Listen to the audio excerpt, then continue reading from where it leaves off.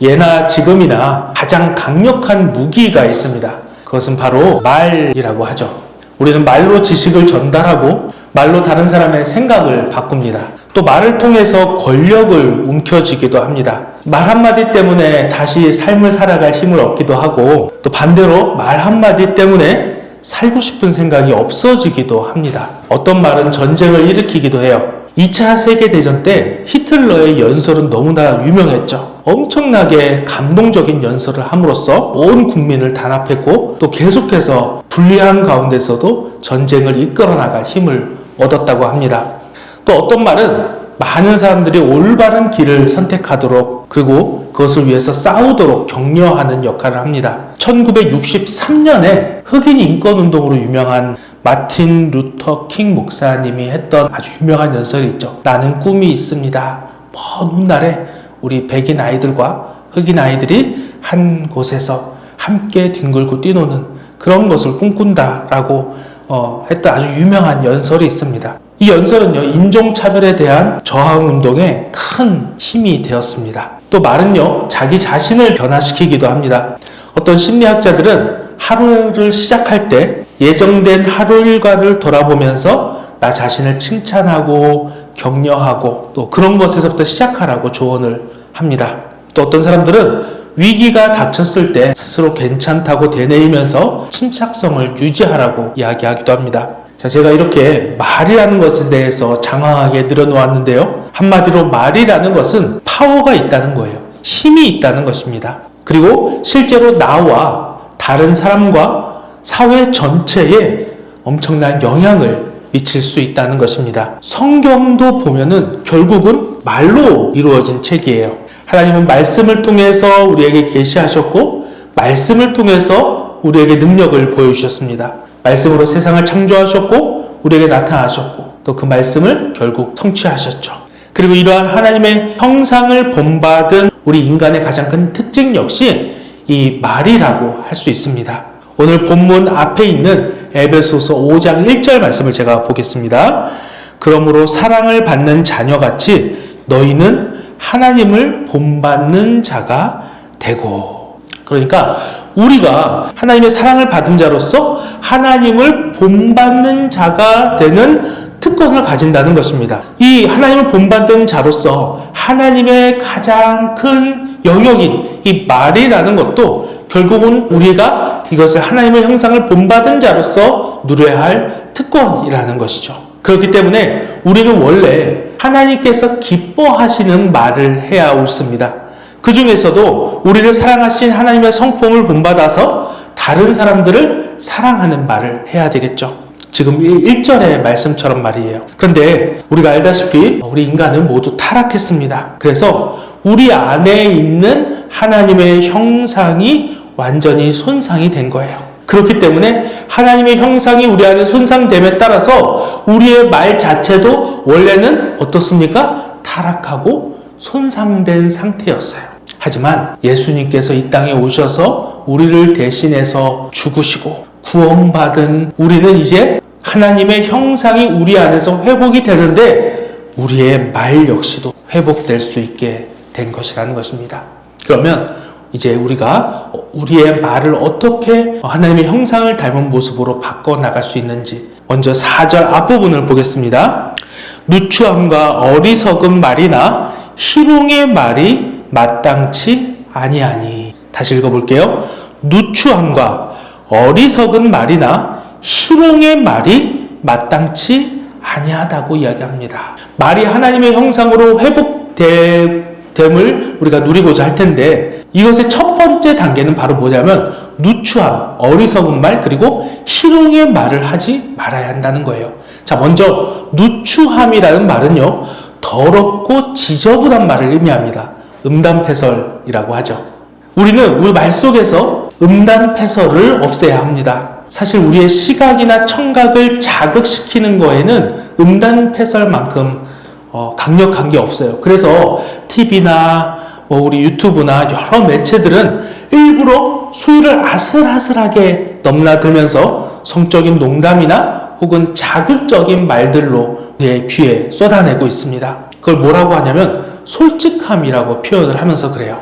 그런데 사실 우리는 다 알고 있습니다. 그들이 음담패설을 하는 이유는 뭡니까? 우리의 감각을 자극해서 시청률을 올리고 또 그래서 돈을 벌려고 하는 것이죠. 조회수를 높이려고 하는 겁니다. 문제는 그렇게 음담패설을 많이 들으면 들을수록 우리의 생각과 마음도 어느 순간 그렇게 변해버린다는 것입니다. 그렇기 때문에 음담패설의 말을 우리는 주의해야 할 것이에요. 자, 두 번째로 어리석은 말도 우리가 조심해야 한다고 이야기합니다. 어리석다는 것은요, 지혜의 반대예요. 지혜는, 성경에서 말하는 지혜는 늘 무엇을 이야기합니까? 여호와를 경외하는 것이 지식의 근본이라고 하죠. 하나님이 곧 지혜예요. 그러면 어리석다는 것은 무엇입니까? 하나님을 반대하고 하나님을 대적하는 것이 바로 어리석은 것입니다. 그러니까 우리는 하나님이 아닌 다른 것들이 최고라고 말하는 것을 조심해야 한다는 것입니다. 역시 돈이 최고야. 이 세상은 어차피 혼자 살아가는데 그냥 나만을 위해서 살아가면 돼. 또는 하나님은 없어. 이러한 말들, 이러한 것을 말하는 것을 우리는 삼가야 한다는 것입니다. 또 희롱의 말도 보시죠. 여러분, 희롱이라는 것은 유트라펠리아라는 헬라어에서 나왔는데요. 재치 있는 이라는 뜻입니다. 원래 이 당시에 헬라 변증가들이 자주 쓰는 말이었어요. 그래서 현대어로 하면은 유머라고 하죠. 그러면 유머를 하지 말라는 말씀입니까? 우리가 유머가 있어야 좀 세상을 살아가는데 좀 더 이렇게 좋을 것 같은데, 근데 제가 좀 찾아보니까 존 더반이라는 주석에 이렇게 나와 있어요. 이 용어는 종종 다른 사람을 희생시키면서 하는 모종의 비인도적이거나 비열한 농담을 나타내는 나쁜 의미로도 사용된다. 그러니까 일반적인 우리가 생각하는 유머를 이야기하는 게 아니고요, 다른 사람을 희생시키면서 만들어내는 나쁜 의미의 유머를 이야기하는 거죠. 비인도적이고 비열하게 다른 사람을 깎아내리고 다른 사람의 인격을 무시하게 하는 그런 유머를 이야기하는 것입니다.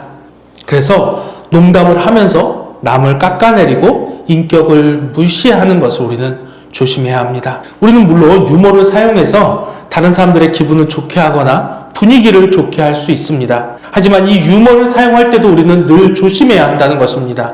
내가 유머라고 생각하는 말이 생각해 봤더니 나는 괜찮았는데 다른 사람에게는 상처가 되지 않았는지, 또 어떤 사람을 정면으로 깎아내리는 것은 아닌지 우리는 늘 조심해야 할 거예요. 어떤 사람들은 이런 얘기를 하면은 성경이 우리 모두를 꼰대로 만드는 거 아닌가, 우리 모두를 진지한 사람으로만 만드는 거 아닌가 라고 생각할 수 있는데, 그렇게 생각하지 마시고요, 의외로 어떤 사람들은 아주 작은 말에도 상처를 받아요. 그런데 그 말에 대해서, 그 상처받은 것에 대해서 자신이 싫다는 표현을 하지 못합니다.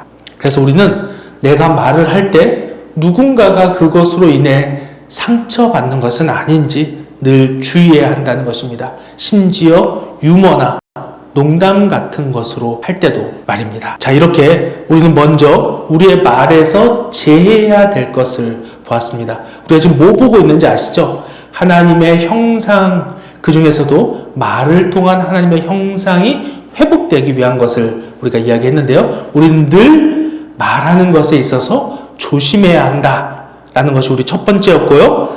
두 번째는요, 이것을 위해서 우리가 꼭 해야 할 말을 또 성경은 가르치고 있습니다. 4절 뒷부분이에요. 우리 함께 보겠습니다. 오히려부터 같이 보겠습니다.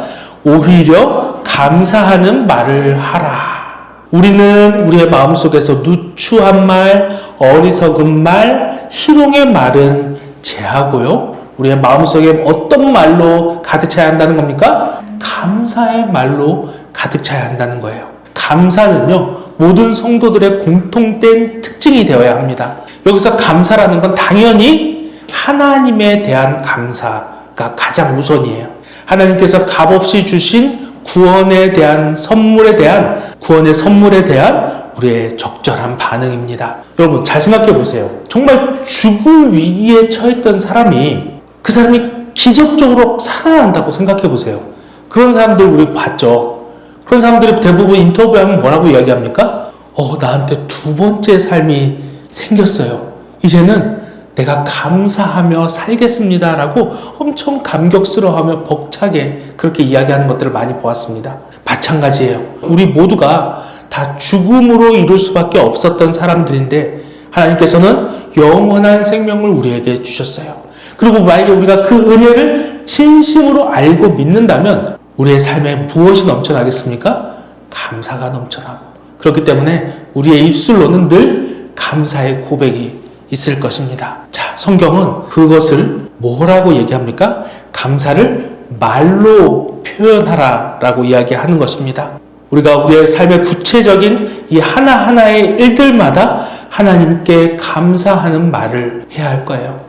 오늘도 이 식탁에 음식을 주셔서 우리가 배부르게 먹을 수 있게 하심을 감사드립니다. 우리에게 있을 집을 주셔서 감사합니다.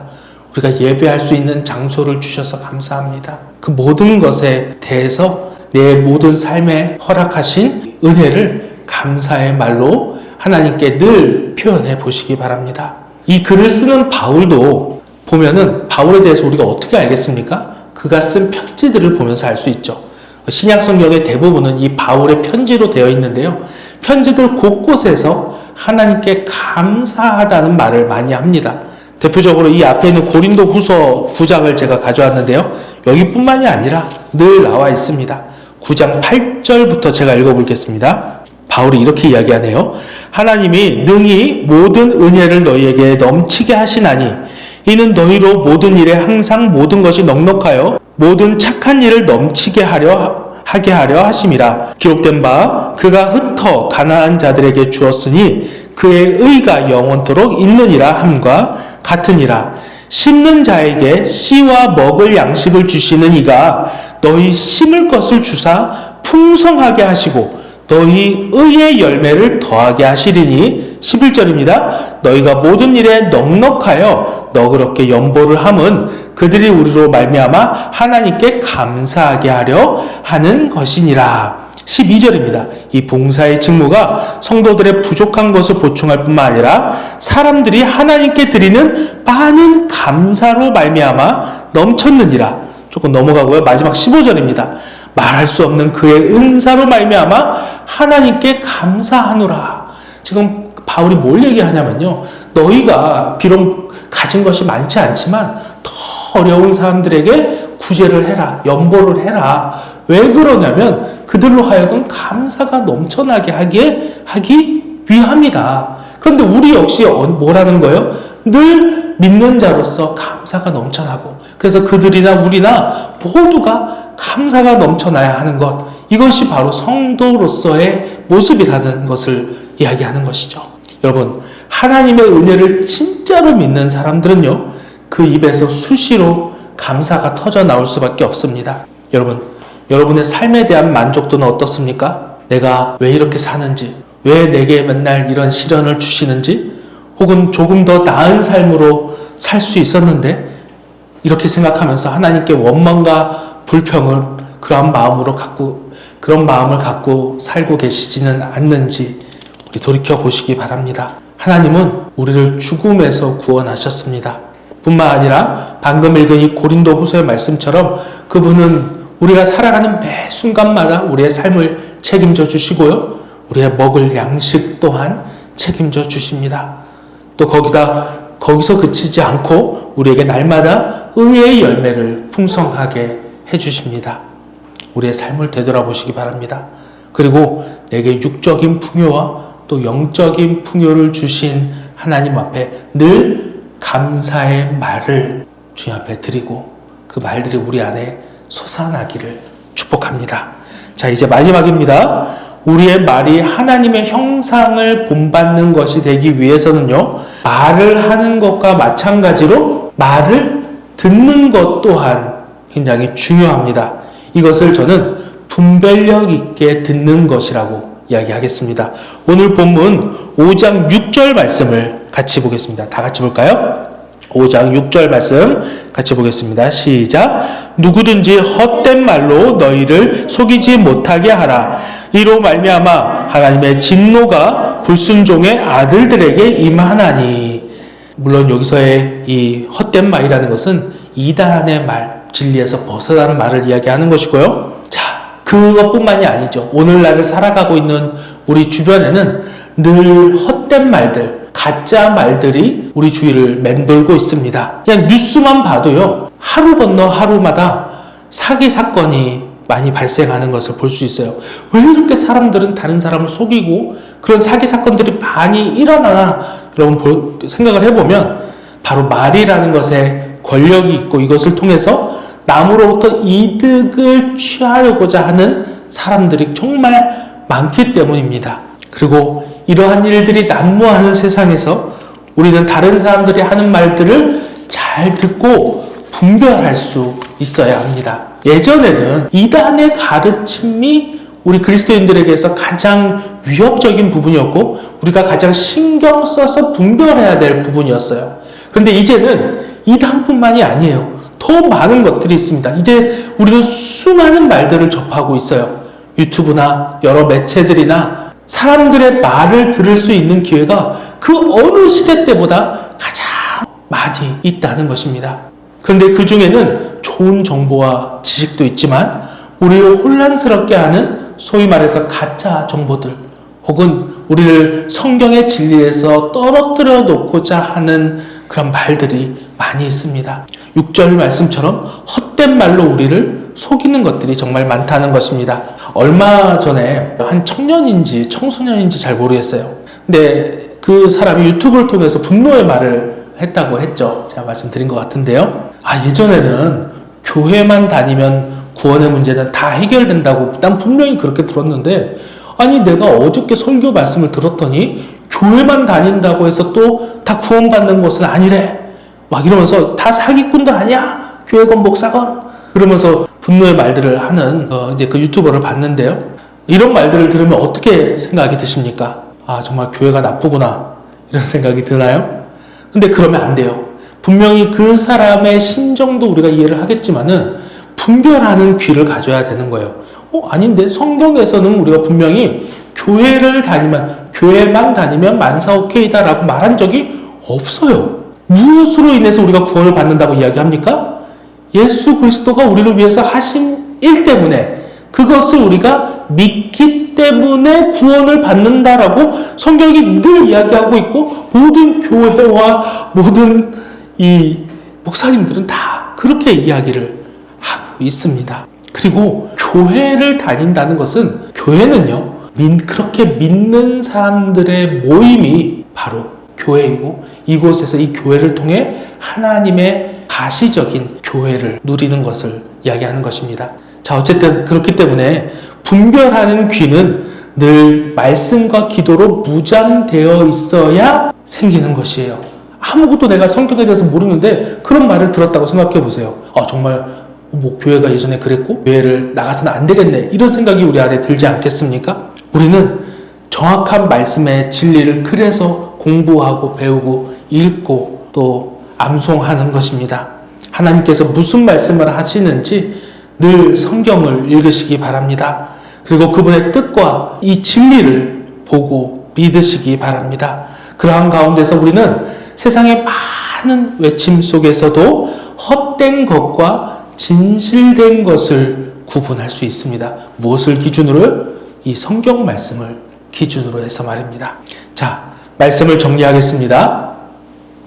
오늘 우리는 하나님의 형상을 회복하는 과정 중에 말에 대해서 함께 나눴습니다.